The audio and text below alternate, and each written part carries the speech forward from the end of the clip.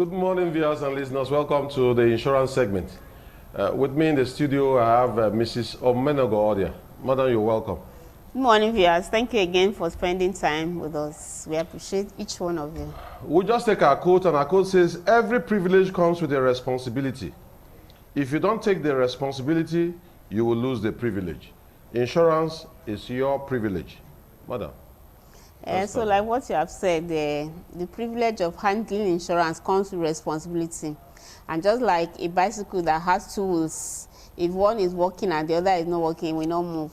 So the work or responsibility that comes with having insurance, you need to bear it. It's like you're carrying something on. Well, like we have said, insurance is there for you at all times. So ensure that whatever you have as assets, you need to insure. Your life, your employees, all need to be covered. Our topic this morning says, why do we need to insure? A lot of persons are confused as regards the business of insurance.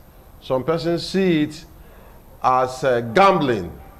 And so, madam, let us come to understand why we need to insure, so that the value of the policies that are created for members of the public, for individuals, and in fact for government, can be realized. So why do we need to insure? There's need to ensure to create a balance in living or in running your business. So like it said that every coin has two sides. It has one side, it has the other side. So insurance helps you open your eyes, like helping you to shine your eyes to know that if there's a good side, we're also exposed to risk. You are exposed to risk. Your family is exposed to risk. Your business is exposed to risk. Your assets, whether floating or fixed, are also exposed to risk.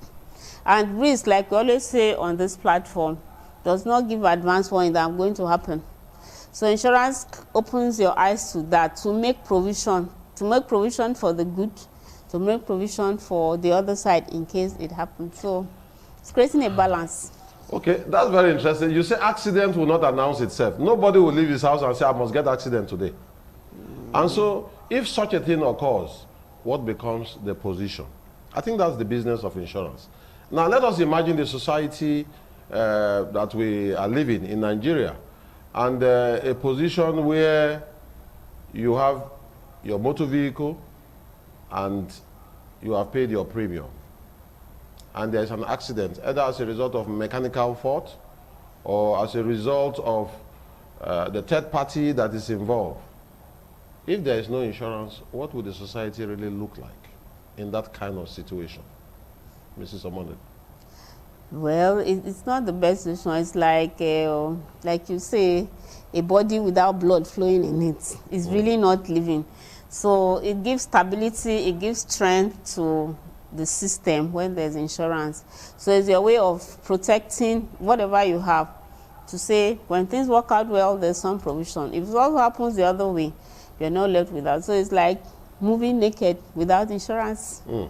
Now, a lot of us come to say that in overseas, when there is an insurance challenge, probably an accident, the one who is negligent will just take the phone and say, I have involved in an accident and I was really at fault.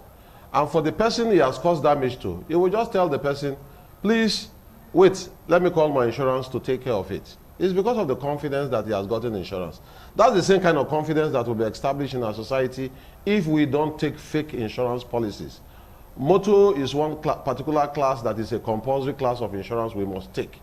And the government, in its own wisdom, made some classes of insurance compulsory so that people will take advantage of this class of insurance.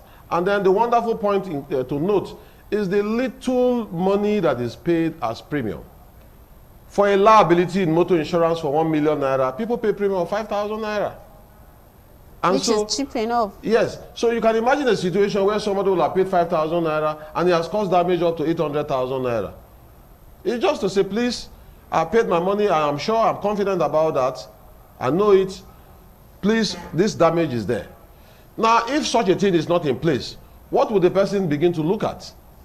He will say, probably in his mind, I think if there's a fight, I'll beat this person. So why must I accept when I don't really have the money to pay? And so he might create a fight out there.